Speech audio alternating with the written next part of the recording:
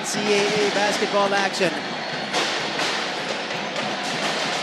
Meantime, second quarter begins. Novi Lucero, quick to the cup. And EAC will restore the 9-point lead as we begin the second frame. Kailangan ngayong mga panahon na to, kailangan individually. Dapat meron kang defensive, ano na rin talaga adjustment pan sarili mo. You cannot just rely always on defensive rotations. Kailangan dami magagaling umatake dito sa NCAA. Coach, might be a good idea for Benilde to force EAC to slow it down. Because this fast pace of the Generals, ito yung pumapatay sa Blazers na yan. As we see, oh, look at the quick crossover. Ito ni Novi Lucero blowing by Cometa on his way to the cup. Nakikitaan niya rin ng nakikitaan niya rin ng weakness si Cometa kahit na he is a good point guard. Kailangan ready ka din sa mga ganyang scoring guards. Inot, wala. Tony has 2 points. Kinal hesitated on the 3. They'll regroup. Novi Lucero. Lucero got in, forced it, but Backward was right there waiting for the offensive board. And he fishes a foul. He'll head to the line for a couple of shots.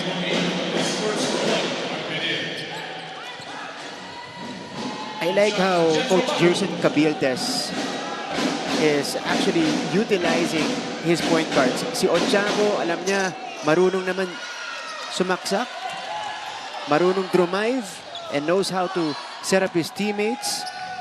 Si Lucero din, ganun din yung instructions sa kanya. Yes, alam ni Coach Gerson yung yung tempo na hinahanap niya sa mga gwardiya. Yeah. Pag nakita niya mga wayward na rin, wala na pumunta yung bola, hinahatak niya yung tempo, binababa niya. Okay. Now let's go back courtside. Balikan natin as we see Kenal nailed a three-pointer here. Balikan natin si Bianca Alejandre. Bianca, go ahead. Keeping the momentum rolling, pivotal figures from both teams are more than ready to assume the mantle. Benilde's big man and former EAC player Alan Liwag locks in, saying excited ako makalaro sila ulit sa court, pero bilang big man, kailangan ko i-control yung rebound at i-call out yung plays ng opponent. Meanwhile, the King General, King Ortiza, shares the same fire as he says as a role model. Ipapakita ko sa teammates ko na mas aggressive ako kesa sa kalaban. Pag susundan ko yung role ko, susunod din yung teammates ko sa system. Amidst the intense court action, their strong sentiments may mirror better pursuits for their crew. With potential and opportunity looming large, it is only a matter of who gets there first. Yan muna sa courtside, Martin and Jerry. Thanks, Bianca. Well, let's talk about how good of a leader King Ortiza has been for EAC this season. And he's leading by example, Coach Jerry. Lalo na dun sa mga games na talagang wala silang makuha ang opensa, talagang inaako niya responsibilidad to lead his team.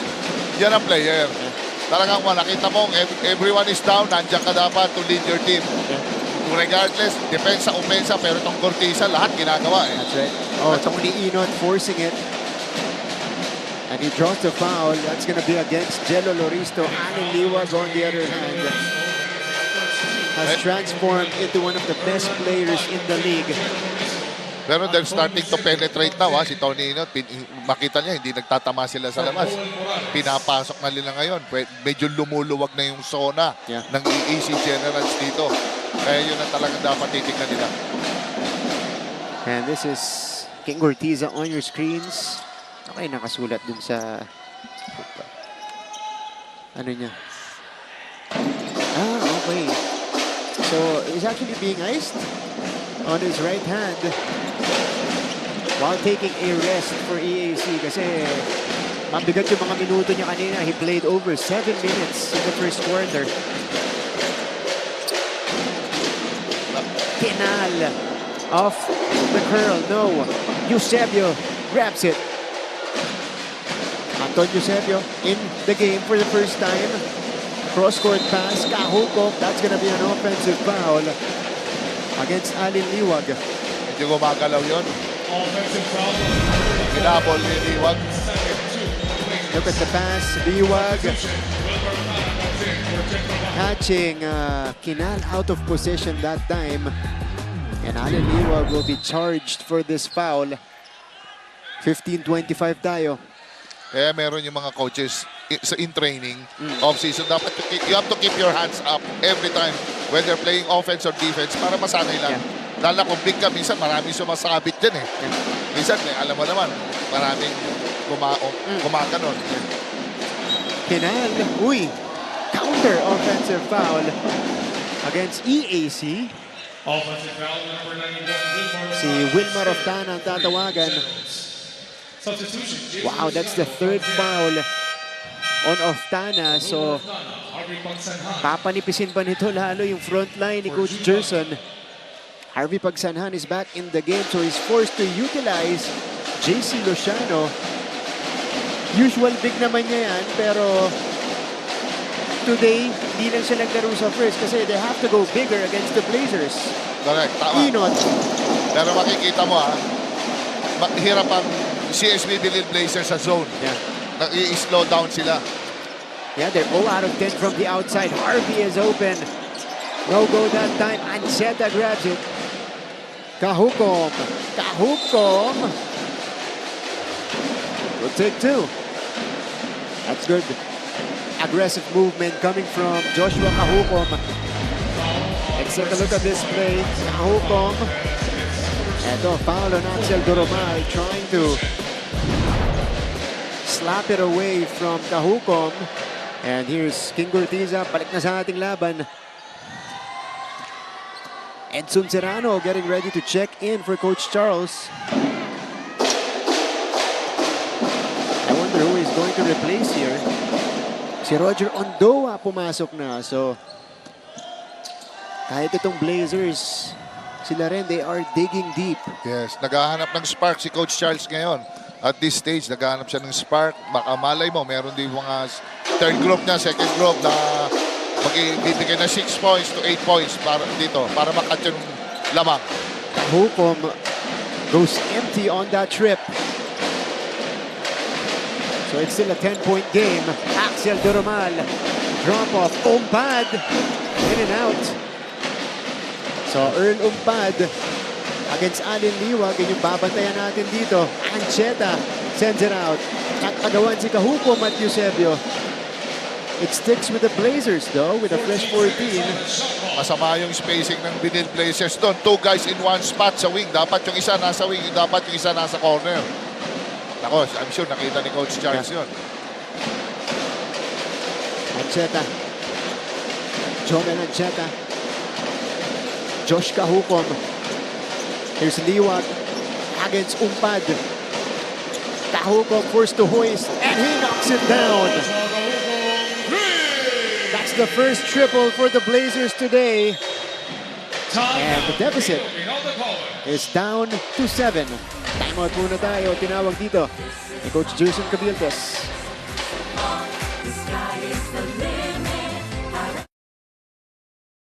Kung sa Season 99 ay may new heroes of the game, nitong unang siglo ay meron ding OG heroes ang NCAA. Hindi lang kasi mga sports legends at mga sikat na celebrities ang naging bunga ng NCAA schools, kundi pati na rin ang mga pambansang bayani ng Pilipinas at dating presidente. Produkto ng Kolehiyo de San Juan de Letran ang mga revolusyonaryong sina Apolinario Mabini at Emilio Jacinto. Ganun din ang mga dating presidente. Back inside, Phil Oil. Ito po sa lungsod ng San Juan. And a shot clock winding down. Kahukom bailing out the Blazers with a triple from the corner. This is the first three-pointer today for the Benilde Blazers. After missing the first 10 attempts, Coach Jerry, nakaisa na itong Benilde. Good shot eh. Ganda naman ang challenge si Harvey doon.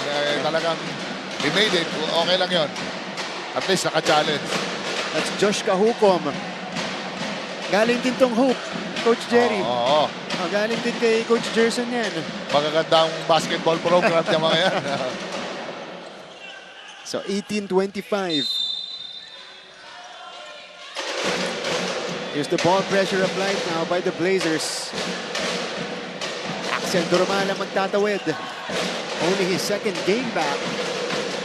after missing 4 games for EAC with a hamstring injury. Luciano puts it on the floor. Good help coming from Kahupom. Normal. Harvey, open fire, no. Ondoa gets it. Roger Ondoa is on the move. Kahupom, Ondoa tips it in. Ganda ng pagkakarim, Brando ni Ondoa. At eto na ang Benilde Blazers. They are within 5. There's a foul away from the ball. Look at this. Kahupom, that's a good challenge by Harvey Pagsanhan. But Roger Ondoa fulfilling his role as the hustle guy for the Blazers, tipping that one in. Yun naman talaga Kahit nasabi mo 2-on-1, you have to trail. Kailangan talaga mag-trail ka para sa putback, baka may mag-miss. And King Gortiza getting fouled on the attack. So he'll be rewarded with a trip to the free throw line. Halin Liwag comes back in for Edson Serrano. So just a quick rest para kay Liwag. Kasi nararamdaman ni Coach Charles, nakakabalik na sila. They're getting their groove and rhythm back. Gusto niya magtuloy-tuloy ito. Hindi pwedeng mawala si Liwag na matagal dito. Lalo na, ito na si Corteza. Free throw, converted. Talagang leader talaga. Yeah. Makikita mo, hindi niya rin papayagan na bumaba ito ng less than 5 points. He's become more efficient this year. Talking about King Gortiza, he is number 4 right now in scoring. Ito sa ating liga, just a little over 16 and a half points per game. Kahupom from the corner. Ondoa with another offensive board, and he gets the roll. So 2+1 coming up for Roger Ondoa. Grabe, hindi mo akalain rebound niya yun, ano? How about this? He gets his second offensive board. And he's got the feathery touch around the basket. Wow. So second player with 3 fouls for EAC. Harvey Pagsanhan takes an early exit dito sa ating first half. Ondoa, look at the numbers. Kakapasok lang yan. Eusebio. So eto na. Yung nawala sa Benilde dun sa simula ng ating laban, Coach Jerry, yung hashtag nila sa rebounds. Bumalik na. Okay, third player to commit his third personal foul, David Nilag. Yun. So 3 players in foul trouble for Coach Gerson. That's Pagsanhan, Oftana, and Nilag. So now Loristo and Luciano, sila ngayon ang nasa front line. And Antonio Eusebio takes care of the first, just missing on the second. Loristo. Ayan na. Narinig ka ni Loristo. Reaching Martin, for that nandito. rebound. Ayan na. Taas tumalun eh. Oo, athletic din yan. Gortiza releases, and he makes the triple. Kamatay sunog mula dito kay King Gortiza. 8 points in the first half. Kick out. Ondoa, not exactly his range. 8 to shoot. Anjeta. Eusebio fouled. And he'll take another trip to the free throw line. Foul though against Brian Angeles. How about King Gortiza just finding ways to score for EAC? He has gotten so much better dun sa kanyang shooting mula sa labas. Yes, maganda ang umpisa niya yan eh. Kaya all he will do is just to continue it and lead his team. Minsan nagkakaroon ng mga mental breakdowns yung mga kasama niya. So nakita mo, concerned din siya doon eh. Antonio Eusebio sinking the first. Fans of Benilde, a sea of green in Phil Oilona Sunday. And Antonio Eusebio in and out of the starting unit. Ito ni Coach Charles, 1 out of 2. 29-24, Axel Doromal brings the ball down. Hold on, there's a foul again. And this will be against Eusebio. No, it's going to be against Jomel Ancheta. So, with both teams already in the penalty, coach, 4 na minuto pa to sa ating first half. Oh. Makikita mo talaga na very physical Yeah. Yung mga mahigpit na mga referees natin, syempre, pag kumakat ang player, you cannot impede his movement. Let him cut. Yeah. Ang gagalaw mo lang is either head throw or face him up, back deny. Yeah. Ganun lang. Pagka masyado kang tumutukod or yung pinipin down mo, foul talaga yun. Tatawagan talaga yan ng referee. Sabi mo nga, coach, 0 out of 2 for Doromal. As a player, you also have to adjust to the calls. Medyo 80% pa lang daw siya ngayon Yung Axel.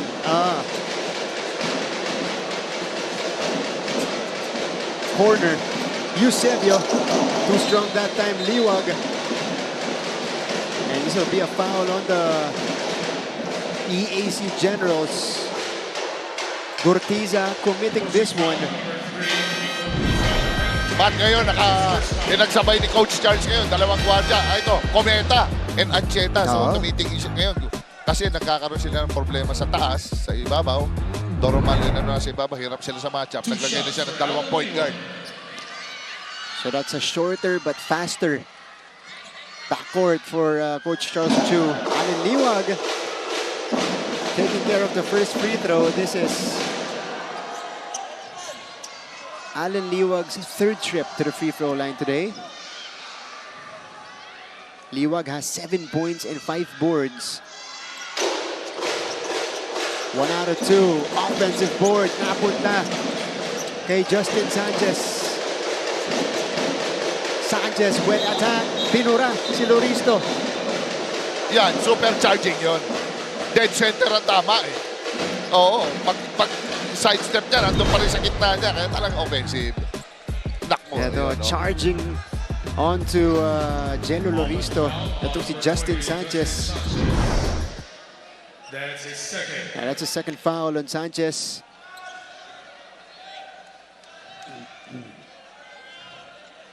Na-established position yun si Loristo. yung Loristo. That's what they're arguing here. Ayun, It was slightly moving, but The shoulder, siguro ito shoulder sa bump. balikat. Oo. so natawagan. Mark Sanko in the game.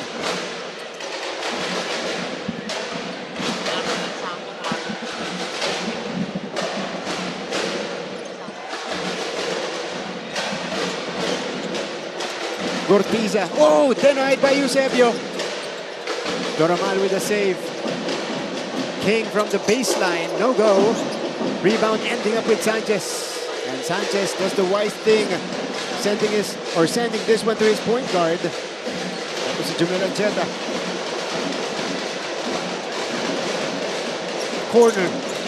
Cometa. Mid-range. No. Loristo tapping into Gurtiza. Ito na ang EAC. Angeles. Doromal. Reverse. It's good. EAC masterful on the break. And the lead is back up to 6.